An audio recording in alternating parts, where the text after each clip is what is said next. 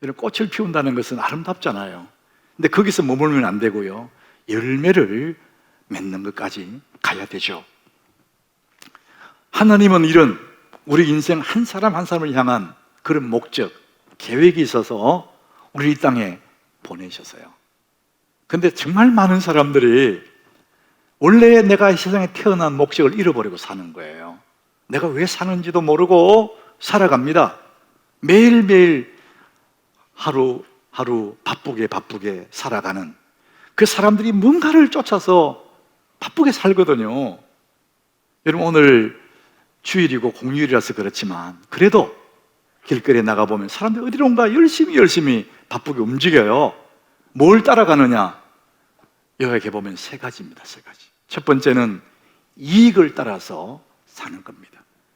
자기에게 이익이 생기면 어디든지 가고 무슨 일이든지 하는 게 사람이에요. 여러분, 우리가 고상한 것 같지만은 결국 이익 따라 열심히 움직이고 있습니다. 이게 첫 번째. 두 번째, 사람들이 뭘 쫓아서 사느냐? 사람들은 이익을 쫓아서 살지만 또 두 번째는 재미를 쫓아서 삽니다. 재미있는 일에는요, 뭐든지 합니다. 돈도 걸고 시간도 겁니다. 젊은 청춘들은 밤을 새워요. 영혼을 팝니다. 재미있는 일에. 그렇게 재미가 우리를 붙잡죠. 요즘 코로나 블루라는 말은 이 코로나 사태 때문에 우리 행동방이 자꾸 제한이 되니까 재미있는 일이 없다는 거예요. 그래서 우울하다, 코로나 블루 이렇게 얘기하는 거예요. 사람은 재미를 위해서는요, 뭐든지 하는 존재입니다. 이게 두 번째예요. 세 번째가 있으면 사람들이 뭘 쫓아다니느냐? 명예, 인기. 명예와 인기를 위해서는 뭐든지 합니다. 연예인들 인기를 먹고 살지 않습니까? 정치인들 표심, 명예, 사람들의 표심, 그거 먹고 사는 거거든요. 그래서 인기와 명예도 굉장히 대단한 거죠. 여러분, 인기가 주는 그 대단한 것 같지만은 인기의 끝자락은 너무도 허무하다는 거죠. 사람들이 와 박수를 보내고 환호를 보내고 와 자기는 하늘에 올라간 것 같은 대단한 기쁨을 누리고 만족을 누리지만은 설물처럼 쫙 인기가 떨어져 나가고 나면은 너무나 쓸쓸해. 텅 빈 외톨이. 그 고독을 이길 수가 없어서 약을 먹는 거예요. 그리고 우울에 빠져버리는 거예요. 우리는 화류계라는 말을 써요. 이것은 화려한 삶을 사는 사람들 말합니다. 꽃처럼 화려한 거요. 잘 나가는 것 같아요. 그런데 한때만 즐거워. 어느 순간 되면 너무 쓸쓸해. 텅 비어버려. 부귀영화 사람들은 다 좋아해. 돈 벌고 인기 누리고 재미있는 이야기 다 좋아해.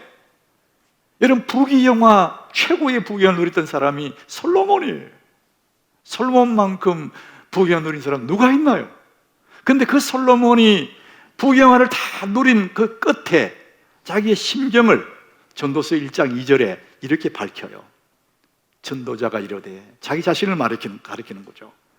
헛되고 헛되며 헛되고 헛되니 모든 것이 헛되도다. 그 미닝레스라는 거예요. 의미가 없다는 거예요. 그 돈을 많이 벌고 명예를 누리고 인기를 누렸던 그 모든 것들이 헛되고 헛되다. 우리는 이런 성경 구절을 보면서 인생이란 헛된 거구나 그렇게 생각하지만 그게 아니에요. 인생이 헛된 게 아닙니다. 원래의 목적대로 살지 못했기 때문에, 그래서 그 끝자락이 허물을 느끼는 거예요. 의미를 못 느끼는 거예요. 왜? 의미 있는 삶을 못 살았기 때문에 그런 거예요. 하나님 우리 이 땅에 보내실 때에 하나님 목적이 있었어요.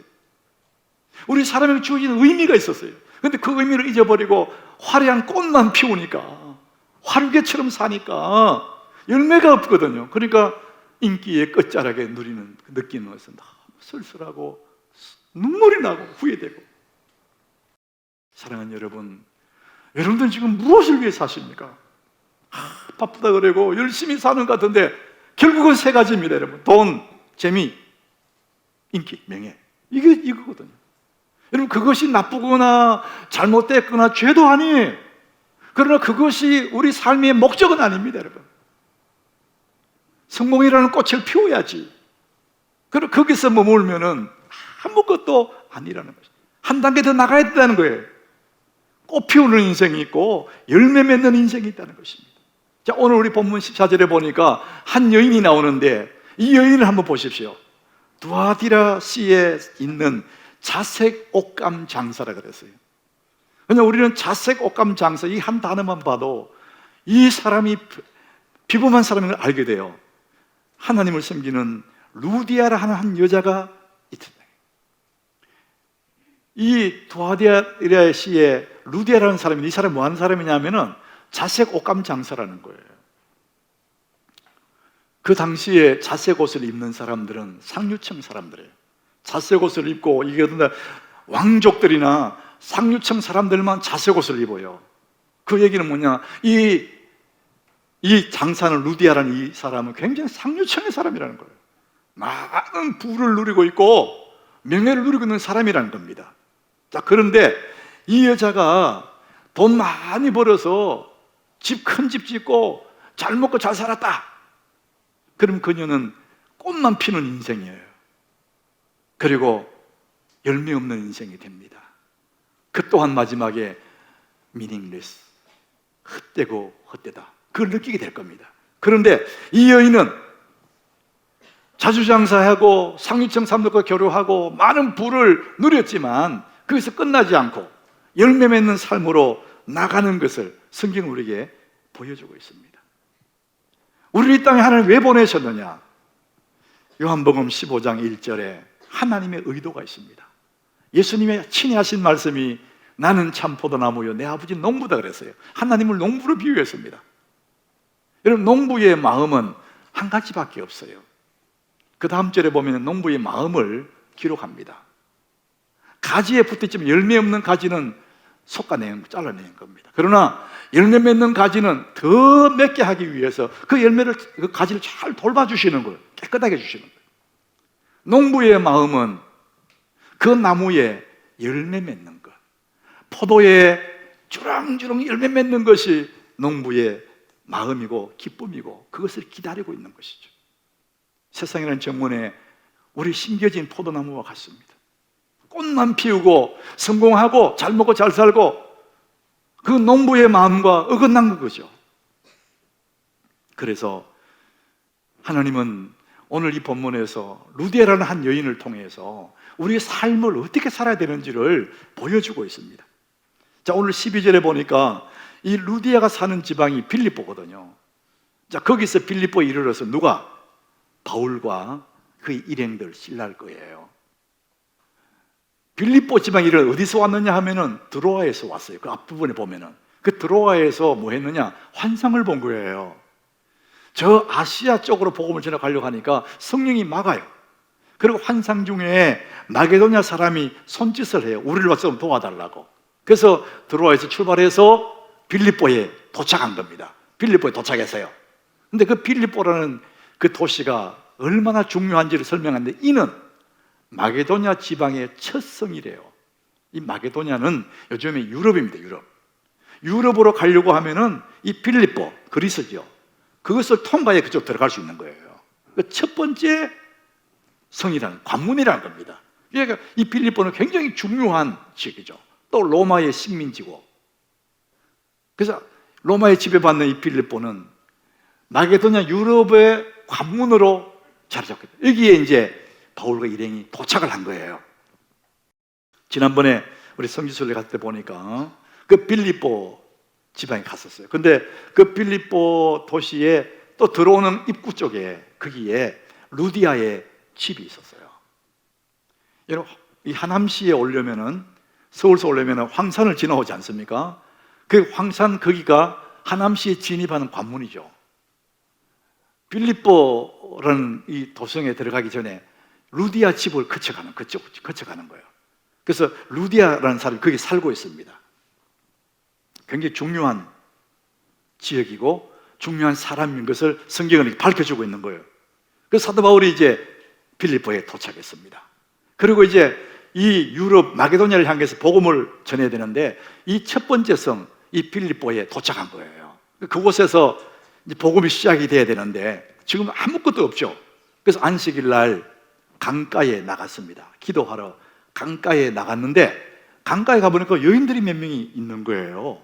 그 여인들 틈에 루디아가 있었어요. 처음 보는 그 여인들에게 바울이 복음을 전한 거예요. 그때 이 여인들 중에서 루디아가 있었는데 그 말씀을 들어요. 오늘 14절에 보니까 그 말씀 나오죠.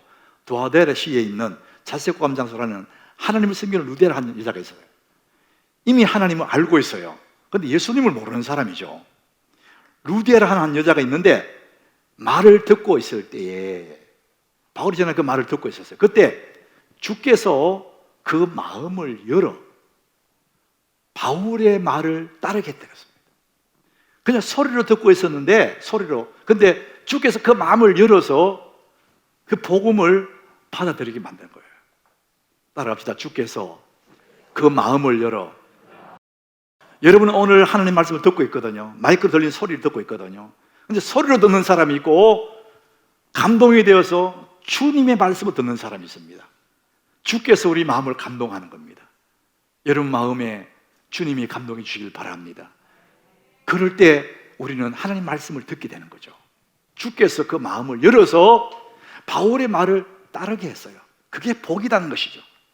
그래서 루디아는 그 빌립보 성의 첫 번째 열매 맺은 복음을 받은 사람이 된 거죠. 근데 그 여인을 통해서 이 빌립보가 복음화가 되는 거예요. 굉장히 중요한 사람이죠.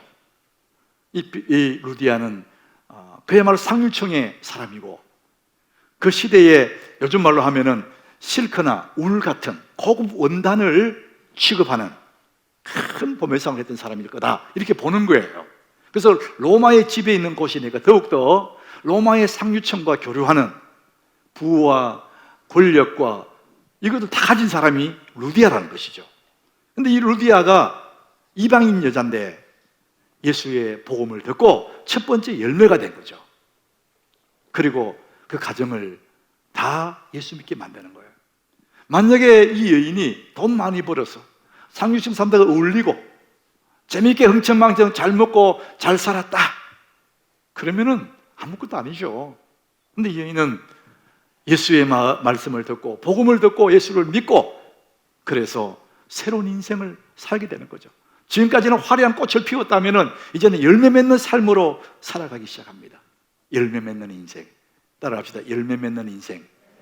여러분 꽃도 화려하지만 더 중요한 꽃의 목적은 꽃이 최종 목적이 아니잖아요. 꽃이 지고 거기 열매가 맺어져야 되거든요. 열매 맺는 인생. 플랫폼으로 살아가기. 비즈니스, 여러분 사업하는 사람들 옛날처럼 오프라인으로 가게 크게 열어서 거기만 하는 것이 다가 아닙니다. 이제는 더 많은 거래는 온라인에서 거래가 되는 거예요. 왜? 플랫폼이 굉장히 발전되어 있기 때문에.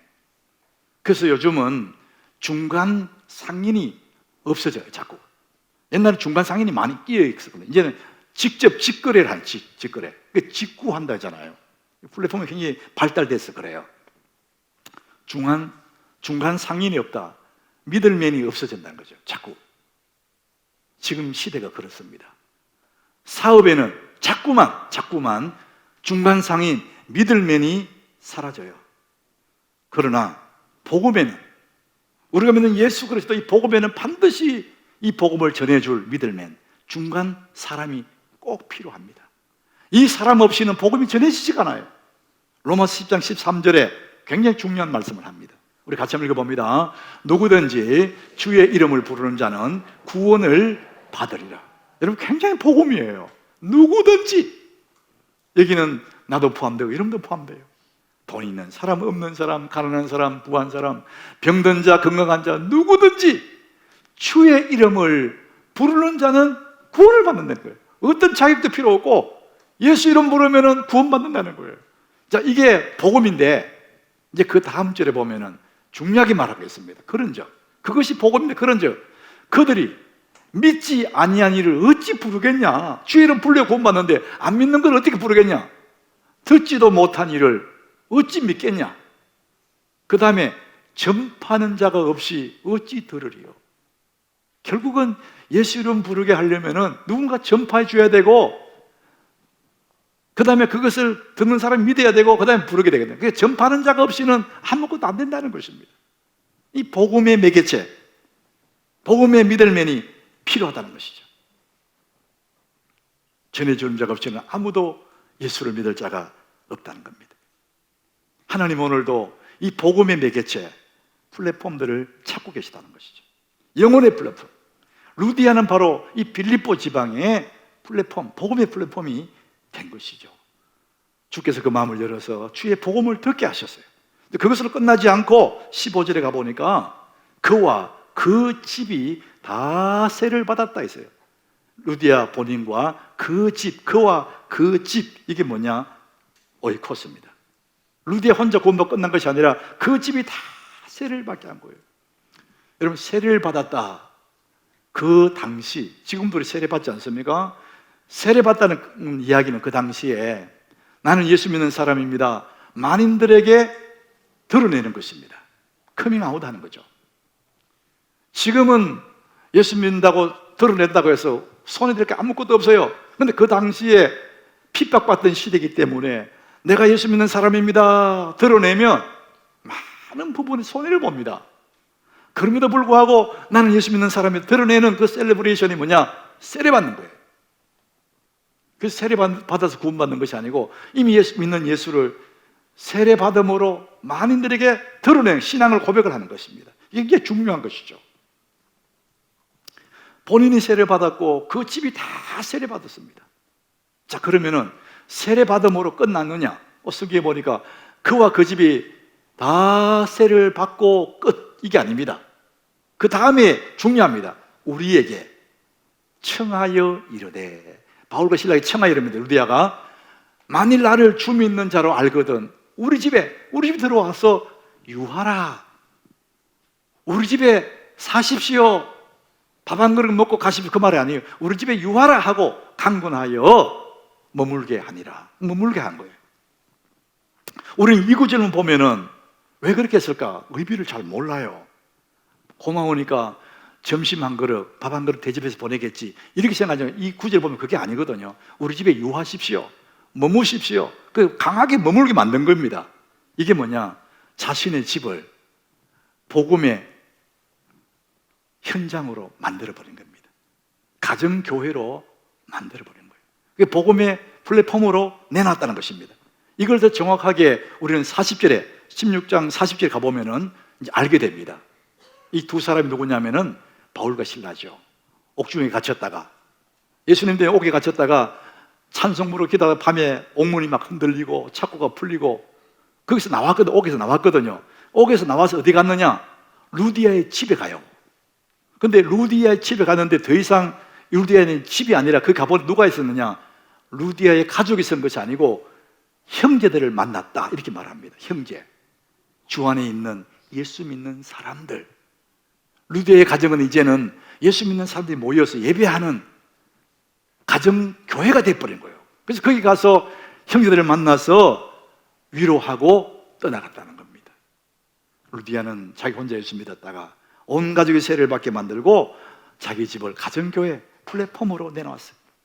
집이라는 것이 단순히 내와 내 가족이 밥 먹고 쉬고 자고 그런 공간만이 아니라 복음의 플랫폼으로 만들어졌다는 것이죠. 얼마나 큰 복입니까? 사람들이 자기 집에 소그룹 모임, 목장 모임 하는 것도 꺼려하는 이유가 청소해야 되니까 충분히 이해는 돼요. 근데 여러분, 더 좋은 것은 여러분이 기가하는 그 공간이 복음의 플랫폼이 된다면 더 좋은 열매가 맺게 될 것입니다. 이 루디아의 가정이 이제 그렇게 된 거죠. 우리는 몸이 좀 이상해서 병원 가면 의사가 그렇게 위대하게 보여요. 의사가 뭐라고 말할까? 너무 가슴 조마조마하잖아요. 제일 의사에게 듣고 싶은 소리, 괜찮아요. 그거 듣고 싶거든요. 괜찮습니다. 그거 듣고 싶어요. 제가 몇 년 전에 3개월을 가슴 조이면서 그런 세월들을 보냈어요. 제 마음이 조마조마조마. 그리고 의사 앞에 앉았는데 그 의사 입만 쳐다봐. 의사 입만. 의사가 뭐라 그럴까? 의사가 차트를 보고 그 사진을 이렇게 나름대로 검토를 하고 난 다음에 나를 보면서 한마디 하는 거예요. 괜찮습니다. 야, 나는 그 말 너무 듣고 싶었거든. 듣자마자 감사합니다 밖으로 나와버렸어. 그 다음에 물어봐야 되는데 왜 이러지 뭐 물어봐야 되는데 다 까먹어버렸어. 너무 듣고 싶은 소리. 괜찮습니다. 여러분, 우리가 인생의 길목에서 기막힌 일을 만나거든. 삶의 벼랑 끝에 막 서 있는 것 같고 밤에 잠도 안 오고 이런 일을 만날 때 여러분, 그런 사람들 얼마나 많습니까? 우리 주변에. 이제 그런 사람들에게 우리가 기도하고 예수 이름으로 예수 믿으면 괜찮습니다, 이런 그런 말을 선포해 줄 수 있는 사람은 예수 믿는 사람 외에는 아무도 없습니다. 세상의 어떤 논리로도 그 문제는 안 풀어지거든요. 그러나 여러분, 예수의 이름은 모든 인생 문제의 답인 줄 믿으시길 바랍니다. 100가지 인생 문제의 답은 하나입니다. 예수입니다. 여러분, 기막힌 상황에 있다할지라도 예수 믿으면 괜찮아요. 그 문제에서 나올 수도 있고 그 문제 이겨낼 수도 있고 새로운 길로 갈 수도 있고, 예수님은 길이지 않습니까? 내가 길이다. 모든 길은 예수님입니다. 예수님이 플랫폼이지 않습니까? 여러분이 기도하고, 정말 기도하고 그 사람이 가서 당신 예수 믿으면 괜찮습니다, 이를 선포해 줄 때 그 사람은 예수 때문에 자유를 누리게 되고 새로운 길을 가게 되는 것이죠. 세상에 누가 그 사람에게 괜찮습니다 말해줄 사람 아무도 없습니다. 예수 외에는 답이 없는 것이죠. 예수님이 진짜 우리 인생의 플랫폼입니다. 요한복음 10장 10절에 예수님이 친히 하시는 말씀이 도둑이 오는 것, 원수 마귀를 얘기하는 거예요. 도둑이 오는 것은 도둑질하고 죽이고 멸망시키는 것뿐이다. 그러나 내가 온 것은 양으로 생명을 얻게 하고 더 풍성히 얻게 하려는 것이라. 예수님이 이 땅에 오신 이유가 뭡니까? 우리를 하여금 생명을 얻게 하는 생명. 예수 믿으면 구원받지 않습니까? 구원받으러 끝, 그게 아니고 구원 이후, 세례받은 이후에 풍성한 삶, 기쁨이 넘치고 감격이 넘치고, 겉으로 보기에는 아무것도 없는 것 같은데 그 마음에 복음의 열정이 있고 하늘의 평강이 있고 기쁨이 있는 풍성하게 하려 하시니라. 사랑하는 여러분, 꽃 피우는 인생이 있고 열매 맺는 인생이 있습니다. 이 세상 정원에 하나님 우리를 심으셨는데 왜 심으셨습니까? 꽃만 피우고 지라고 한 게 아닙니다. 우리로 하여금 많은 열매 맺게 하기 위해서, 더 풍성히 얻게 하기 위해서 우리를 심으셨습니다. 여러분들은 지금 무엇을 위해 사십니까? 여러분 지금 무엇 때문에 허걱거리면서 사십니까? 세 가지 아닙니까 여러분? 이익과 재미와 인기, 명예. 그러나 그것 또한 나쁘지는 않지만 거기서 끝나면 안 됩니다. 우리는 열매 맺는 삶으로 나가는 것이죠. 두아디라 지방에 이 자주장사 루디아의 그 삶 보십시오. 많이 돈 벌어서 잘 먹고 잘 살았다. 그는 꽃 피운 인생에 불과한 거죠. 그의 마지막은 후회할 겁니다. 아무것도 아니구나, 후회할 거예요. 그러나 그는 그 두아디라 지방에, 빌립보 지방에 첫 열매가 되고 플랫폼이 되어서 수많은 사람이 열매 맺는, 그걸 보면서 지금까지 누려왔던 그 기쁨, 그 행복보다 비교가 안 되는 하나님의 기쁨을 누렸던 그 루디아가 우리는 오늘 말씀을 통해서 보게 된 겁니다. 사랑하는 여러분, 여러분은 꽃 피우는 인생입니까? 열매 맺는 인생입니까? 우리 하남교회가 이 하남 땅에 플랫폼이 되고, 여러분 한 사람 한 사람 이 시대에 루디아가 되어서 하나님이 주시는 그 기쁨을, 말로 할 수 없는 그 영광을 누리는 여러분 다 되시기를 예수님 이름으로 축복합니다.